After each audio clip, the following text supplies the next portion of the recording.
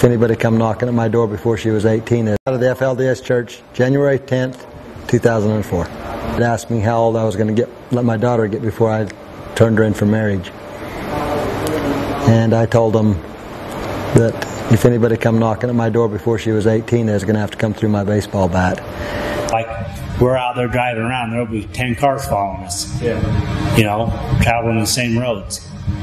People are ratting on each other and spying on each other. You know, you get the double bird from them all the time, and they do things. They haven't done anything to me physically, but they do things like, you know, run screws in your tires all the time. They do that all the time. And they'll kill your animals, kill your horses. And it's become totally the opposite of what it was when we moved here. It's not a friendly town anymore. The strange thing is that neighbor that I see once in a while is my brother that doesn't speak to me. And on one side, and on the other side it's my son who also doesn't speak to me. So mentally that's a stress for me to have people that I love so dearly that are on, they're being so controlled. So many FLDS people have come back from other compounds. That's why you drive down the road and you see plates from everywhere. But we're starting to see the changes. We're starting to see people saying we're done, we're fed up, this isn't right. Now you see kids out riding horses and bicycles, and you see curtains open on the windows. But before, you know, there was years. How many years was Warren on the run? It was a ghost town. The FLDS believe that they should have their constitutional right to live their religion, and I'm totally in favor of that, as long as they allow other people the same right.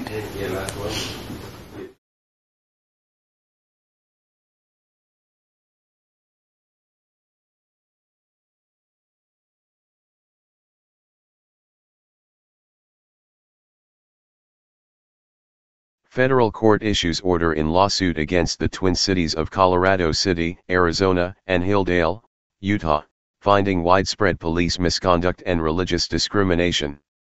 A federal judge yesterday found that the town of Colorado City and the city of Hilldale engaged in a decades-long pattern or practice of police misconduct and housing discrimination, and ordered expansive relief to remedy the violations and prevent further violations in the future, announced the Department of Justice. U.S. District Judge H. Russell Holland's order, issued yesterday, adopts findings made by a jury last year that the Colorado City Marshal's Office engaged in a long-standing pattern of abuses that included false arrests, unreasonable seizures of property, discriminatory policing on the basis of religion, and violating the Establishment Clause of the First Amendment. The constitutional right to free exercise of religion, on the one hand, and the statutory right to housing and constitutional policing, on the other hand, are vitally important to a viable, peaceful community, U.S. District Judge Holland wrote. Religious discrimination threatens the founders' vision of a society based firmly on principles of liberty and freedom of conscience, said Acting Assistant Attorney General Tom Wheeler for the Justice Department's Civil Rights Division. No individual in the United States should be treated differently by a town or its police officers because of his or her religion.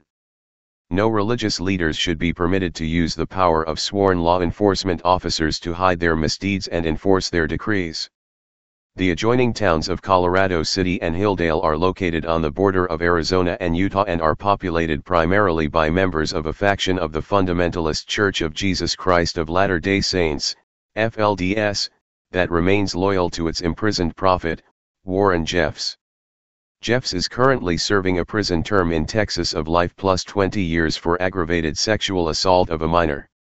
The advisory verdict made permanent by U.S. District Judge Holland's order came after a 7-week trial during which the United States presented evidence from over 30 witnesses that the governments of Colorado City and Hilldale are controlled the FLDS Church and Warren Jeffs. Among other things, Judge Holland concluded that Marshals officers turned a blind eye to criminal activity involving FLDS church leaders or members, including supporting a fugitive and ignoring underage marriages, unauthorized distribution of prescription drugs, and food stamp fraud. In addition to its verdict on the police misconduct claim, the jury found that the defendants engaged in a pattern or practice of housing discrimination against persons who were not members of Warren Jeff's faction of the FLDS. The jury found that the defendants had used their municipal authority to coerce, intimidate, or interfere with individuals seeking housing, discriminated in the provision of municipal services, and denied housing to non-FLDS members. The United States settled the damages portion of the case shortly before the verdict for $1.6 million. The court's findings are accompanied by a comprehensive order designed to remedy the police misconduct and housing discrimination. Under the terms of the order, which lasts for 10 years, the defendants must revise the policies of the Marshal's Office, adopt new internal affairs and hiring practices, hire 2 new officers, and hire both a police practices consultant and a mentor for the chief of police.